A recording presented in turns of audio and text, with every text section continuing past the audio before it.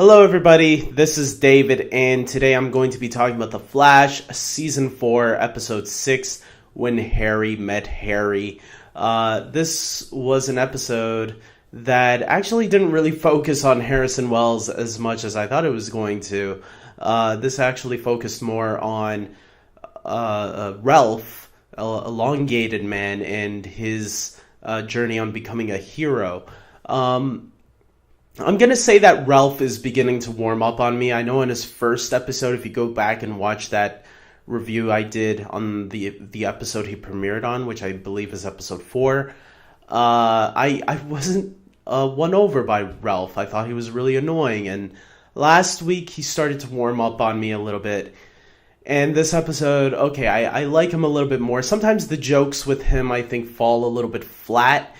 But sometimes they do work. Like in the very beginning, we got a scene where him and Barry are walking, and some guy comes out of the bushes and robs them. I actually thought that scene was very funny, especially when the guy actually shot and the bullets bounced back off him and hit the guy, the robber instead. I thought that was actually really funny. And then he did it again, and it shot, and Barry's like, "Stop shooting him!" And poor elongated man, or Ralph, he's like, "I'm not shooting him. The bullets are going to me and bouncing back off. It's not my fault." And I was like, yeah, seriously.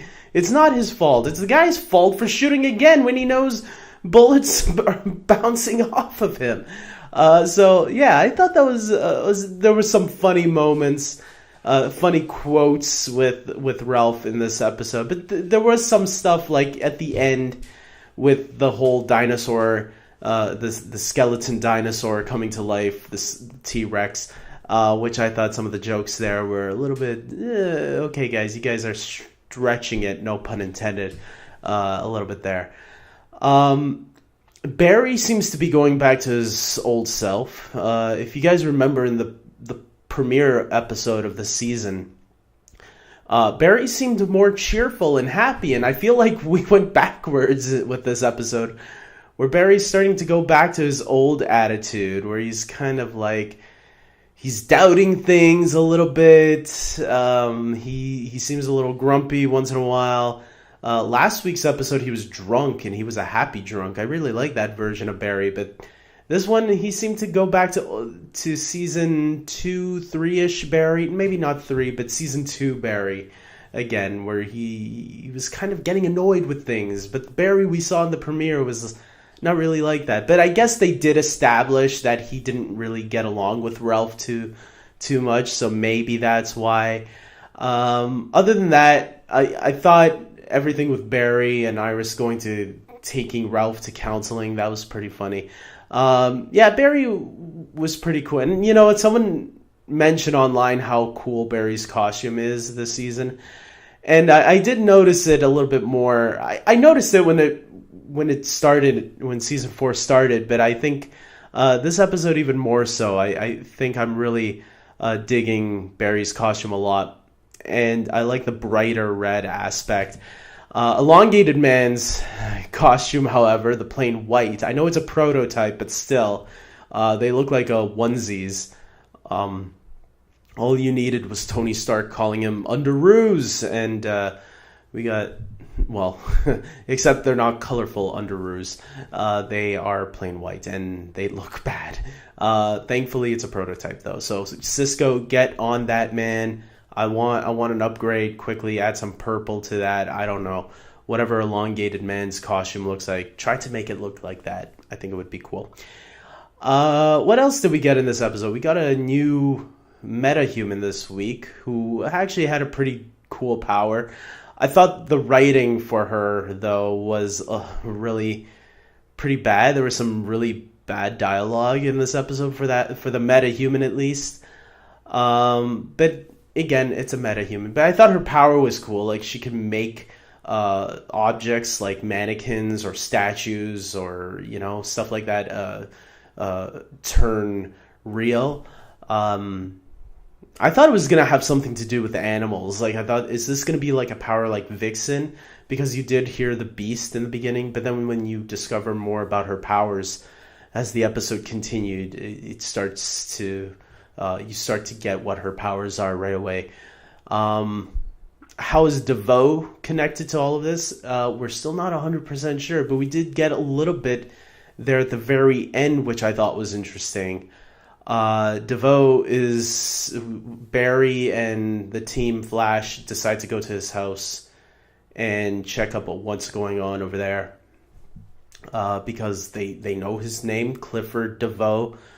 So they go and the mechanic is kind of worried because she's like, hey, you know what? These guys are going to be coming and figuring your secrets out and all that. But when they get to the house, this was at the very end of the episode. I didn't know how they were going to end it with a few minutes left. But they ended it with, it looks like DeVoe is in a wheelchair. So is this a trick? Or is there more to it than we're being led on right now? Obviously, next week, I think we're going to learn a lot about DeVoe, which I'm really interested in because he looks like a cool villain. He looks like a creepy villain. But we just don't know too much about what he's doing and where he's taking us, where he's taking the Flash on this journey this season. And next week is going to be the episode before the crossover event. So I'm curious on how they're going to explain all of this. And I'm hoping they give us something really good before the mid-season finale, which I believe will be after the crossover as usual. So he opens the door and you see the mechanic pretending to be his wife, or as far as we know, they're pretending. And we see DeVoe himself in a wheelchair. So kind of reminiscent to Harrison Wells in season 1. So is he faking? I don't think he's faking. If that is actually the DeVoe that we are seeing when he's all creepy like a Borg from Star Trek, I think he's not faking. I think he actually is crippled. And maybe that has something to do with it. I think maybe he is, whatever he needs to do with the Flash, maybe he wants something that will help him walk again. I have no idea. So that's going to be interesting to find out. But I do have a theory also that maybe whatever we're seeing of the Thinker and the mechanic, like in that room, that futuristic looking room, I think that actually is somewhere else. And maybe this is the past. This is the past for them.